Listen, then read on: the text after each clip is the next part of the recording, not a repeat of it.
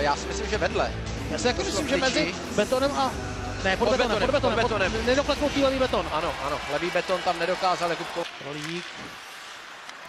Bylo to Zapaty a teď znovu Miklík a Kovář špičkou lapačky teď. To je to, co zdobí masku objevu tohoto šampionátu, Jana Laca.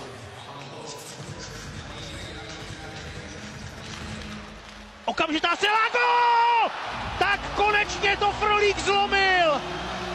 Tolik se napstřílel na tomhle turnaji, až konečně dává vyrovnávací gól v důležitém utkání v polovině zápasu. Je srovnáno Česko-Slovensko 1-1. Našel tu skulinku. Podívejte se, Plekanec vyhrál buly a okamžitá střela. Tady golmani mají velký problém, protože nevědí, odkud ten puk přiletí. Frolík se ideálně trefil.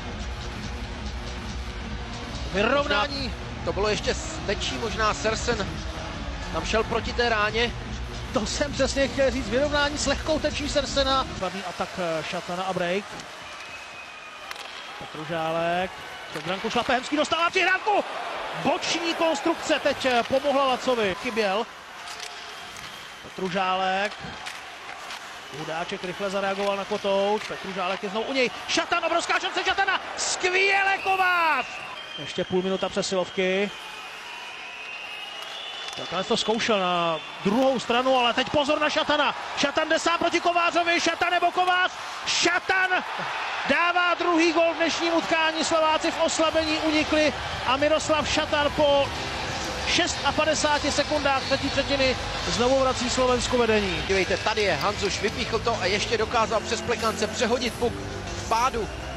A Miroslav Šatan, nádherné zakončení, tady Kovář zareagoval na to naznačení, ale Michal Hanzuš, ten byl nejdůležitějším ozubeným kolečkem v tom soukolí a nádherný vlapák Miroslava Šatana. Tam byla hodně riskantní ta Plekancová přihrávka.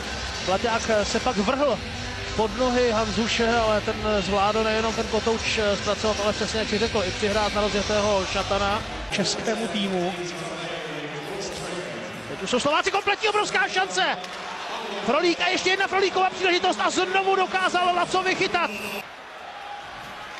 Plekanec se ještě roztáhl na modré čáře, Hemský může pokračovat backhand, Laco teď neví, kde je puk a ten je zřejmě pod slovenským brankařem, ano, je to tak. Rozhodčí si nechá zavolat video. Celou tu situaci. Tak se pojďme podívat z pohledu, který by mohl lecos naznačit. Teďka kopne Michálek do Kotouče a zase ho nevidíme. No, ten jenom naznačil tenhle pohled. A co teď? Teď je puk. Bůh ví kde. Zase nic nevidíme. No, už začínají docházet záběry. Surový zase jenom vyhazuje. Blaťák.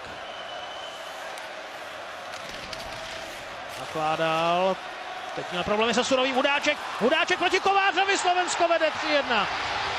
Hřiště on tam blesku rychle vystartoval. Tady je Blaťák. Nakládal, prohrává ten souboj. Tady to je. Puk se od Surového odrazil. A Hudáček to udělal skvěle, Kovář neměl nejmenší šanci. Sám na bránu zase naznačení a Kovář zůstal zmrzlý v tom svém postoji, nevybrusil. Hudáček 3-1. 15 minut 37 sekund, to je čas, který má teď český tým na to, aby střelil 2 branky a vin. Bartovič, tady je Tatar. Bartovič udržel nohu na modré čáře, Tatar a Kotouč těsně vedle tyče. Němec sklepl Michálkovi, Michálek se tlačí přes branku, Michálek ještě na průchu, Kotouč je stále ve hře, ale Slováci ho dokázali znovu.